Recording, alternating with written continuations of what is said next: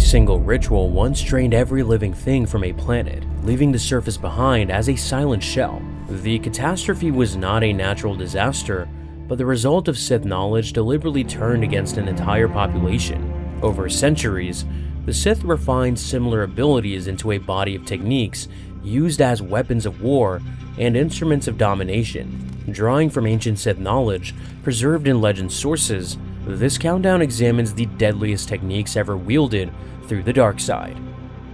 Dark side amplification pushes fear or rage to lethal extremes. Fear weakens an opponent before the fight properly begins, while rage drives a Sith forward when pain, injury, or exhaustion should have forced them to stop. Darth Bane shows both sides of that power during his duel with the Sith Academy champion Cyrac on Korriban. In Darth Bane Path of Destruction, Academy duels were public contests of rank, and Cyrac entered the chamber with the reputation of the school's finest swordsman. Students crowded the edges of the dueling floor to watch the match, because a victory in the arena could shift the hierarchy of the entire academy, with rankings changing overnight. Most of the observers expected another routine victory from the Blade Master, but Bane brought something else into the room. He entered the duel carrying years of resentment from his struggles at the academy and from the life he had left behind on the mining world of Apatros. Many students still viewed him as an outsider among the Sith trainees. When the contest began, that hatred pressed outward through the dark side and spread across the chamber. Students and instructors felt it from the edges of the arena. Cyrac faced it directly across the dueling floor. The pressure altered the fight before either man had won an opening. Cyrac was used to participating in measured contests built on movement, timing, and control. Opponents normally circled him, searching for an opening while the Blade Master directed the pace of the duel. Bane denied him that rhythm from the first moment. Fear unsettled the champion, just as Bane turned the same emotion inward and fed it into rage. Instead of waiting for a cautious opening, he drove forward immediately, forcing the fight into close quarters before Cyrac could establish his footing. For an instant, the control Cyrac relied upon slipped. The champion hesitated as Bane closed the distance, and that moment was enough. Bane turned the opening against him with a decisive strike. The Academy champion fell, and the watching students saw how the fight had shifted before blades decided it. Sith valued this technique because it changed the terms of a fight early. A power like that could weaken an enemy before the killing blow and keep a Sith moving after the body should have failed. Darth Malgus shows the same principle in the Old Republic Deceived, when he rises from a grenade blast at Alderaan with burns and internal injuries, then continues the assault through fury alone. Fear and rage can bend a duel before weapons decide it. Other Sith preferred powers that gave form to the dark side. Sith sorcery allows a practitioner to shape dark side energy into hostile manifestations that fight alongside them. These constructions are not living beings, they are extensions of the sorcerer's will, given temporary form through concentration and sustained connection to the dark side. One of the clearest demonstrations appears in the final duel between Darth Bane and his apprentice Darth Zana in Darth Bane Dynasty of Evil. When the confrontation begins, Zana does not rely on speed or strength alone. She unleashes sorcery. Coils of dark side energy spread outward from her position and twist through the air towards Bane. The tendrils move with deliberate control, reaching for his arms and legs whenever he attempts to advance. Bane cuts through the first strands with powerful swings of his lightsaber, but the severed coils dissolve and reform almost immediately. Each moment he spends clearing them allows another loop of sorcery to close around him. The duel slows into a grinding contest of concentration. The constructs force him to divide his attention. Bane cannot simply overpower them with brute strength. Every strike that clears one restraint creates another opening that Zana exploits from across the chamber. The duel becomes a contest of control rather than speed, as the sorcerer's strands continue to tighten whenever he tries to break free. The attack does not stop at the physical level. As Bane struggles against the coils binding his body, Zana turns her sorcery inward and fills his mind with visions drawn from his own memories. Nightmarish creatures drawn from Bane's fears rise within his mind, pressing closer while the duel continues in the real world. Bane must fight on two fronts at once, resisting the illusions clawing at his mind, while cutting through the tendrils tightening around his limbs. The layered assault reveals why Sith valued sorcery of this kind. A single opponent suddenly faces multiple threats at the same time. Even a powerful warrior can lose control of the fight when the concentration fractures between the physical duel and the horrors attacking their thoughts. In some cases, the effects of Sith sorcery even outlast the sorcerer who created them. The tomb of Frida Nad on the moon of Duxon remained charged with spiritual energy centuries after the Sith Lord's death. Figures that formed from shadow appeared within the burial chambers, moving along walls as silent guardians of the site and reacting to intruders as if fragments of Nad's will still lingered in the darkness. Through constructs like these, Sith sorcerers could multiply the danger they posed in battle. The dark side did not only empower the wielder, it could be shaped into weapons that fought beside them. Force grip kills through telekinetic compression. Instead of throwing an enemy across a room or striking with a weapon, the Sith closes invisible pressure around a specific part of the body. A throat can be crushed, breath cut away, or bones compressed without the attacker ever touching the victim. The brutality of the technique appears clearly during the assault on the Jedi Temple in the Old Republic Deceived.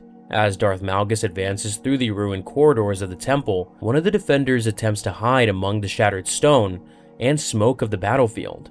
The Jedi conceals his presence through the Force and waits for the Sith Lord to pass. Malgus senses him anyway. With a single act of focus, Malgus seizes the hidden defender through the Force. He dragged the Jedi out of cover before his opponent could retaliate or escape. Invisible pressure closes around the Jedi's throat, and his windpipe collapses under Malgus's telekinetic grip. In many lethal moments, the killing happens so quickly that the surrounding battle barely pauses. Without a blade ever entering the fight, the Jedi dies. The moment shows why Sith value this power. Armor, distance, and concealment offer little protection once a Sith has fixed on a target through the Force. The attack requires no weapon and no physical reach. A victim can be pulled from hiding and killed where they stand. The same power appeared in closer confrontations as well. During his years among the Brotherhood of Darkness, Darth Bane developed a reputation for ending challenges with telekinetic force before a duel could properly unfold. Rivals who expected a contest of blades sometimes found their bodies held in place by invisible pressure instead. For Sith warriors, the technique turned control of the Force into control of the opponent's body. Once the grip closed, the outcome of the fight no longer depended on speed or skill with a weapon. Force lightning releases arcs of dark-side energy as violent electrical currents. The attack travels outward from the Sith's hands, striking enemies across open space with pain that can kill, cripple, or break resistance in moments. The power appears repeatedly in Sith history, but one of the clearest demonstrations occurs during the assault on the Jedi Temple in the Old Republic Deceived. As Darth Malgus pushes deeper into the temple complex on Coruscant, defenders gather along the corridors to block the advance of the Sith strike force. Malgus answers with lightning. Energy erupts from his hands and tears through the chamber ahead of him.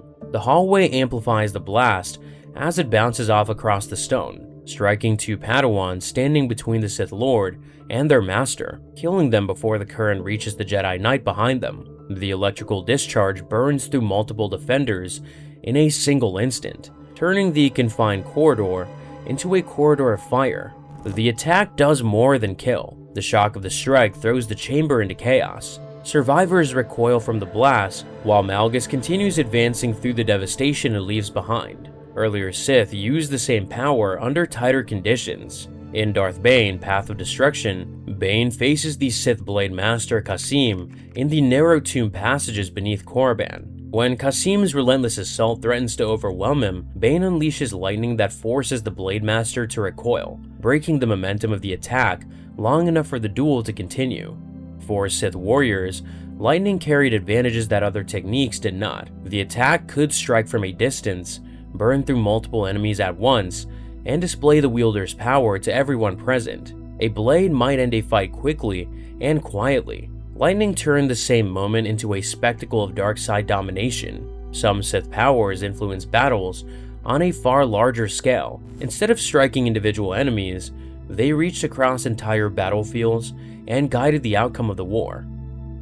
Sith battle meditation influences entire conflicts rather than individual duels. Through intense concentration, a Sith projects their will across a battlefield, strengthening allies while burdening enemies with doubt, fear, or confusion. Fleets and armies under its influence move with unusual coordination, as if guided by a single mind. One of the most dramatic examples occurs during the Great Hyperspace War in the comic series Tales of the Jedi. The Sith Lord Nagasato directs the assault against the Galactic Republic from a specialized meditation sphere positioned above the battle. From within that chamber, Sato extends his awareness across the conflict. Warships under his command move with precise coordination, responding to changing conditions as though the entire fleet shares the same instinct. Individual captains still command their vessels, but the attack unfolds with the rhythm of a single strategy rather than separate decisions scattered across the battlefield. Sato's concentration also supports a second advantage built on deception. Republic sensors begin detecting additional Sith warships surrounding their formations, even though only part of the fleet has actually entered the engagement. Phantom cruisers and fighter groups appear across tactical displays, forcing Republic commanders to react to threats that exist only within the illusions projected through the dark side. Pilots break formation to intercept squadrons that vanish as they approach. Capital ships maneuver to counter fleets that never existed.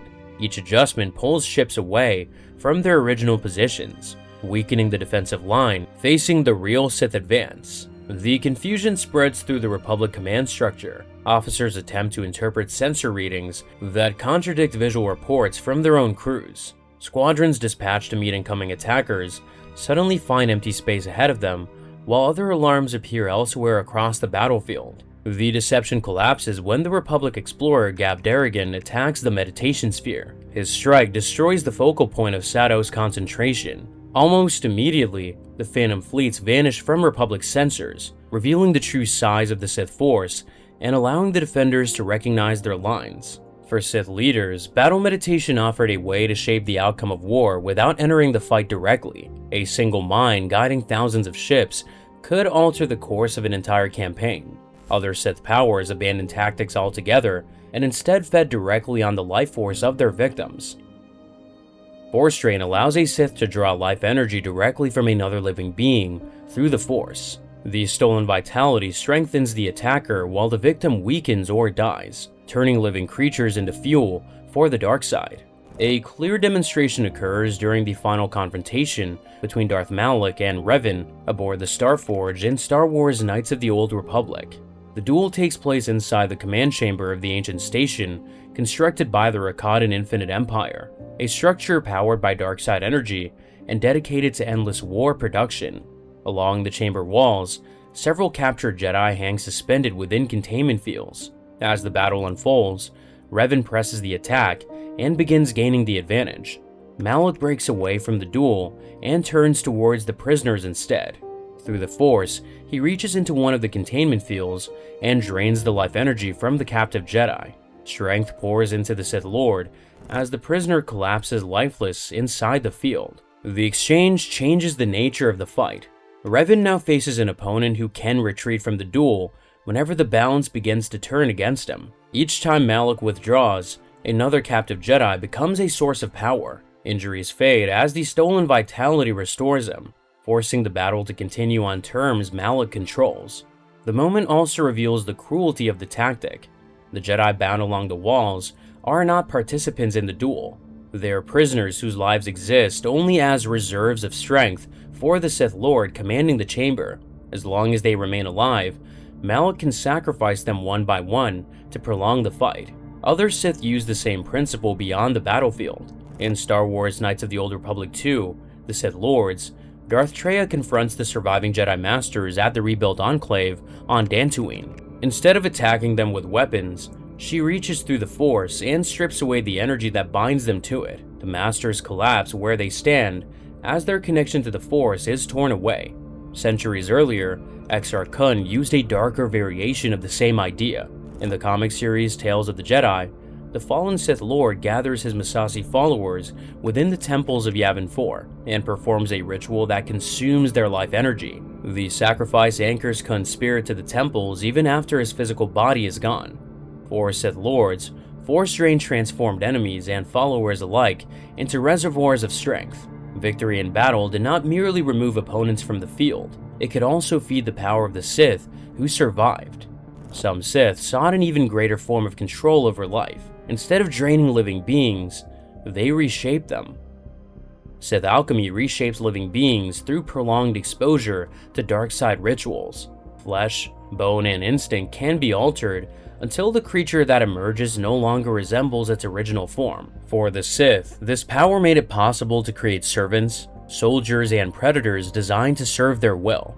One of the earliest large-scale uses of this practice appears during the reign of the ancient Sith Lord Naga Sato. In the comic series Tales of the Jedi, Sato commands armies that include the Massassi, towering warriors whose bodies had been reshaped through Sith alchemy. The ritual strengthened their physical structure and heightened their aggression, producing fighters suited for war and construction alike. Their altered bodies allowed them to endure the harsh labor demanded by the Sith Empire, while still serving as formidable warriors in battle. When Sato fled the Sith Empire after the Great Hyperspace War, Massassi followers accompanied him to the jungle moon of Yavin 4. There, they constructed enormous stone temples that would endure for thousands of years. The massive structures rising from the jungle became lasting monuments to both the Sith Lord's rule and the labor of the altered warriors who served him.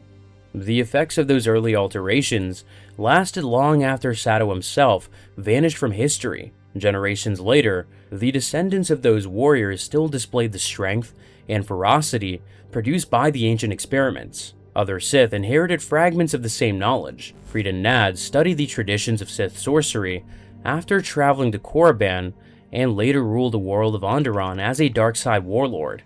His teachings survived long enough to influence later practitioners who sought the secrets of ancient Sith power. One of those followers was Exar Kun. When Kun reached Yavin 4 centuries later, he discovered the temples built by Sato's altered warriors and claimed the Massassi descendants as his own followers.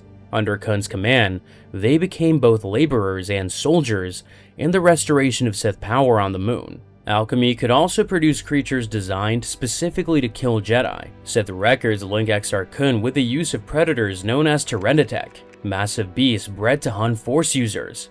Their unusual resistance to many Force techniques forced Jedi opponents into close combat, where the creature's strength and claws could finish the fight. Later Sith experiments pushed this practice into even stranger territory. The dark side adept Belia Darzu combined alchemical knowledge with advanced technology to create techno-beasts, victims whose bodies were gradually transformed into techno-organic creatures under her control. Those infected by the process lost their independence as the transformation spread through their bodies. Flesh merged with mechanical structures, while the host gradually surrendered control of their own mind. The resulting creatures moved as relentless soldiers, driven only by the will of the Sith who created them. For Sith practitioners, alchemy offered something no ordinary army could provide: the ability to manufacture servants and monsters shaped directly by the dark side. Yet some Sith sought a far more disturbing form of control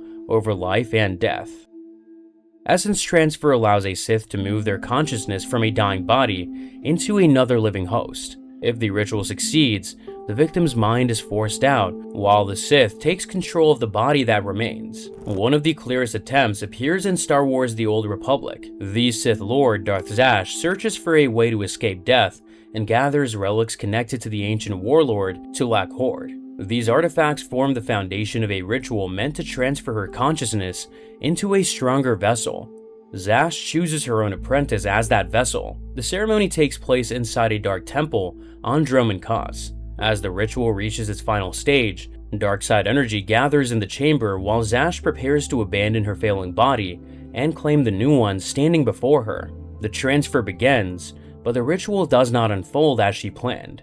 Kemp, the ancient Dashad bound to the apprentice's service, intervenes. Instead of allowing the transfer to claim the apprentice's body, the Dashad disrupts the ritual. Zash's consciousness is forced into Kemp instead, leaving two minds trapped inside the same body. Her voice continues to speak from within the creature as the two struggle for control. The failed ritual reveals the brutal truth behind the technique. Essence transfer does not create new life. One mind survives only by destroying another. Some Sith carried the idea even further. The Emperor of the Sith Empire, Vitiate, ruled through vessels known as the Emperor's Voice. Each host acted as the Emperor's physical representative, while the same will directed them all. The body could change, but the presence controlling the Empire remained the same. For Sith who feared the end of their power, essence transfer offered the possibility of survival beyond the limits of a single body. Yet every attempt depended on the same condition. A living host had to be taken before the Sith's original body failed. Other Sith rituals reached a different extreme. Instead of preserving a single life, they could destroy entire groups of Force users at once. The Thought Bomb is a dark side ritual designed to destroy large numbers of Force users at once. Instead of striking outward like most Sith techniques, the ritual compresses enormous dark side energy into a single point until the resulting collapse consumes everyone connected to the Force within its reach. The most infamous use of the ritual occurs during the final stages of the New Sith Wars on the planet Ruusan. In the novel Darth Bane, Path of Destruction, the Brotherhood of Darkness gathers there for a final confrontation with the Jedi Army of Light. Rather than meeting the Jedi in open combat, the Sith leader Lord Khan proposes a different strategy. The Brotherhood assembles in a forest clearing and joins their power together through the dark side. The Sith form a circle and concentrate their combined strength towards a single point within the Force. As the ritual intensifies, the energy builds inward rather than outward. The structure of the technique sets it apart from ordinary attacks. Instead of directing power at an enemy, the Sith collapse their own energy into a destructive implosion. When the ritual reaches its peak, the Thought Bomb is released.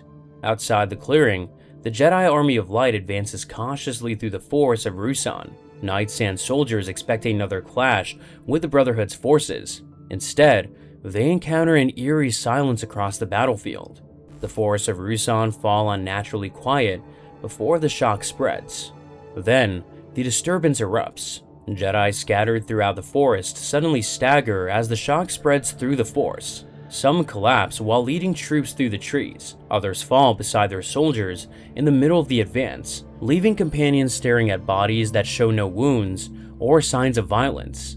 Moments later, every Force-sensitive individual within the surrounding region falls where they stand. The Sith who created the ritual die as well. Their consciousness is drawn into the same rupture that destroys the Jedi. Ordinary soldiers remain unharmed, because the technique does not damage the physical battlefield. The forest, armor, and weapons remain untouched, while the devastation occurs entirely within the Force. Those who later reach the clearing discover a glowing sphere suspended above the ground. The site becomes known as the Valley of the Jedi. The Jedi and Sith caught in the ritual do not disperse into the Force as they normally would. Instead, their spirits remain trapped together within the energy field created by the Thought Bomb. The event reshapes history. Darth Bane survives because he leaves the battlefield before the ritual begins. Watching the destruction from outside the clearing, he concludes that the Sith had been weakened by their numbers and rivalries. In his view, Ruusan proves that the dark side must be concentrated rather than divided. From that conclusion emerges the rule of two, one master and one apprentice. Yet even the Thought Bomb destroys only Force users. Another Sith technique expands the same hunger to every living being on an entire world. Planetary Life Drain allows a Sith to consume the life force of an entire world through the Force. Instead of targeting individual victims, the practitioner connects directly to the living energy of a planet and draws that power into the dark side. One of the most devastating examples occurs in Star Wars Knights of the Old Republic 2, the Sith Lords. After the Jedi Civil War, many surviving Jedi gather on the Miraluka colony world of Qatar. The meeting brings together one of the largest concentrations of Force-sensitive life remaining in the galaxy. Masters and Knights arrive there in the hope of rebuilding the shattered order and deciding how the Jedi might endure after years of war and betrayal. The Sith Lord Darth Nihilus senses the gathering. Nihilus is no longer an ordinary being. After surviving the devastation of Malachor V, he becomes what the Jedi later describe as a wound in the Force, a presence sustained only by consuming the life energy of others. As that hunger grows stronger, draining individuals is no longer enough. From aboard his warship Ravager, Nihilus reaches out through the Force towards the world below. The drain begins almost instantly. Across Qatar, living creatures collapse without warning. Animals fall in fields and forests. Birds drop from the sky in mid-flight. Entire communities lose consciousness within moments as the life force of the planet is stripped away. The Jedi gathered there never faced an invading army or a fleet assault. The killing comes through the Force, reaching them no matter where they stand on the surface. Within seconds, the world is silent. The aftermath leaves almost nothing behind. Qatar becomes a dead world, and the Mirluka colony is annihilated with it. One survivor is Visas Mar, a Mirluka who later becomes bound to Nihilus through the Force. The event does more than kill a gathering of Jedi. It wipes out an entire Force-attuned society in a single act of consumption. Another Sith ruler later achieves a similar destruction through ritual preparation rather than hunger alone. In the novel Star Wars: The Old Republic, Revan, the Sith Emperor Vitiate gathers thousands of Sith Lords on the world of Nathema. The Assembly believes they have been summoned for a ceremony that will strengthen the Empire and secure its future. Instead, they become the first victims. When the ritual begins, the life energy of the gathered Sith pours into the Emperor. The drain spreads across the entire planet as every living organism becomes part of the sacrifice. Cities fall silent. Forests and oceans lose their vitality. Even the Force becomes eerily quiet around the dead world.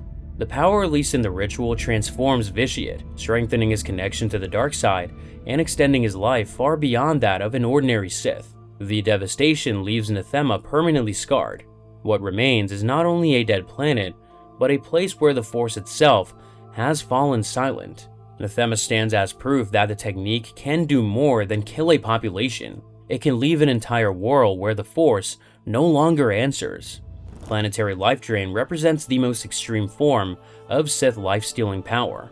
In both recorded cases, the technique leaves behind worlds that remain lifeless for generations after. Qatar and Nathema continue to stand as dead planets, silent reminders of what happens when the dark side is turned against an entire world. Techniques like the ones in the list help shape the rise and fall of the Sith, leaving scars on the world, armies, and the Force. For those who may have grown curious of Sith history after watching this list, an entire timeline explores their long struggle for survival, the victories that built their empires, and the betrayals that tore them apart. And if a darker side of the galaxy is more your style, another list dives into the most disturbing concepts ever introduced in Star Wars' expanded universe.